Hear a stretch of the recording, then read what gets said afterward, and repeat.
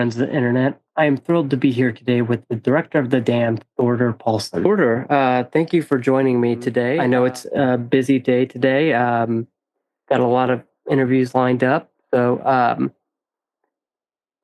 yeah, nice to meet you, man. Yeah, nice to meet you too. We're here talking about The Damned, which is your feature debut. I believe I missed it at Tribeca, so I'm glad to catch up with it. But for those who don't know, it takes place in the 19th century in a Icelandic fishing village. That's all the context I'll give for it because I think the atmosphere is 90% of the movie. But with that, my first question is, what was it like transitioning from TV shows to movies to directing a feature film?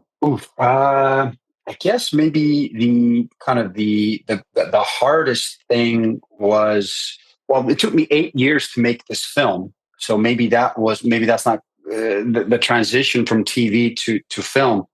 But this kind of has been my dream project since I myself graduated from film school. And I don't know. I think the time is a little bit different. How much time you have for each scene of a TV show versus what you have for a film. Not that you have all the time in the world when you're making a film, but it is a little bit. The pace is different. You gotta deliver every day. You got to get your scenes done, and you might not love your blocking and the way you're getting things done, but you got to get it done. And that's how TV is. But, if one is prepared, I think you can get through it. But with film, you never have enough time, you never have enough money, but you kind of, it's just a kind of a different world when you're making a film, and you can kind of, you find these pockets of extra time somehow when you're making a film. So it's a difficult question, the difference, but I would say time is the difference, I'd say. Yeah, that's a great answer because I was watching something yesterday. Mike Birbiglia, a stand-up comedian, came out with a good one, a show about jokes. It's tight 46 minutes. But, I couldn't help thinking, this would be a great actually show. The structure would serve the show a lot better because you're right. It's all about time. You'd never have enough time. And I think with a show, sometimes with good one, I think it would have been better suited to a show. But that's beside the point. But yeah, I think that's a really great answer. And then secondly, to jump in there, also with TV, when you're writing a film, you have, let's say you want it to be 90 minutes or 2 hours. Structuring it and working it is so different than when you make a TV show. I remember when I did my show, because I created it and I directed half the episodes. And I thought it was a riveting, very exciting show. And then I read a review and they said, what an interesting slow burn. And I was like, slow burn. I didn't really, because I was so in it, that if I were to do it again, or what I learned with pacing and story is that when you watch these kind of, shows today, there's A story, B story, C story. And there is this constant kind of, you can always, cut across town. What's the other character doing? What's happening back at the apartment or whatever it is. And I think that has a lot to do with and helps you a lot with pacing. And with my film, it was very important to have the whole film be only Eva's point of view. And because it's a psychological horror film, and I really wanted to play with the perspective and where the audience is kind of put into this story. And so you have to be very precise in what you're showing and how you pace your film when you never have the chance to cut to another character or cut to somewhere else in the story. So that sometimes when you put these handcuffs on you, it can be very difficult. So I guess that also goes into the difference between film and TV. So multiple point of view. Yeah, and you've got me keyed in on something. A lot of this movie is about the atmospheric setting. It's one place. I mean, you maybe go another place. I think the iceberg is the only other place you go. but you're mainly stuck in that same cottage or something like that. Yeah. So what was it like directing that? You're directing what 15 or so actors in this one space. So I'd just love your insights on what that process is like. Well, the film, hopefully we can make the audience feel this claustrophobic feeling that the characters are going through. These people are snowed in for the winter.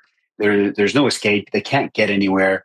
And then, as you know, bad things start to happen to these characters. And for me, it was very important if I could somehow make the audience feel that these people are stuck, not only verbally, for them talking about, oh my God, we can't get away, but also somehow through the cinematography, I feel that claustrophobia. So that was kind of what we were trying to do.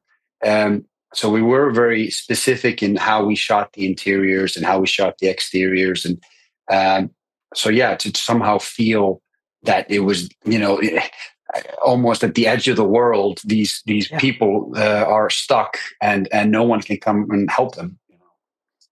And you keyed in on another thing. You're making my job too easy here. The cinematography. What I noticed is instead of LED light boxes, which has become kind of a common practice when lighting something now, there's only natural light sources.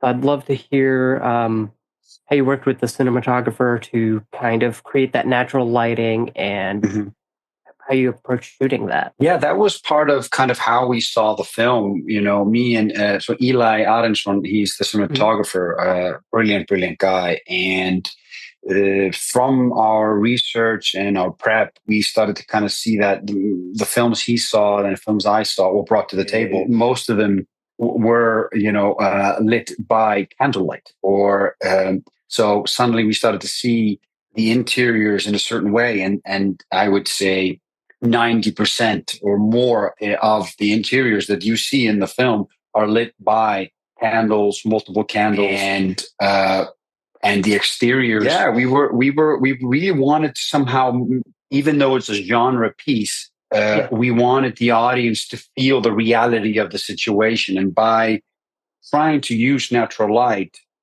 as much as we can, obviously we couldn't always do it, but I would say most of the time, I feel like you can put the audience into the shoes of the character and the reality of the situation, even though it's a genre piece. So that was kind of trying to just put the audience somehow into the reality of the situation, which is these people have to light things with a candle, and once the light starts to go outside, you better get inside because you don't know what's in the dark. Yeah, I think that's a great way to wrap up. So I want to thank you, Thordur, for taking the time to talk to me today. I know you've got a busy day. For those listening or watching at home, you can watch The Damned in theaters starting on January 3rd in the United States, with expansion to the UK, Ireland, and Iceland throughout January, if I'm not mistaken. But stay tuned for my review, along with a plethora of other reviews and coverage I have planned throughout the month of January. Thordur, thank you again for your time. So nice to meet you, man. So nice. Thank you. Thank you. If you enjoyed this interview and want to see more like this, consider becoming a patron to gain access to exclusive behind-the-scenes posts, project previews, 48-hour early access, and more. You can find a link to my Patreon page down below. Thank you for your support. Until next time.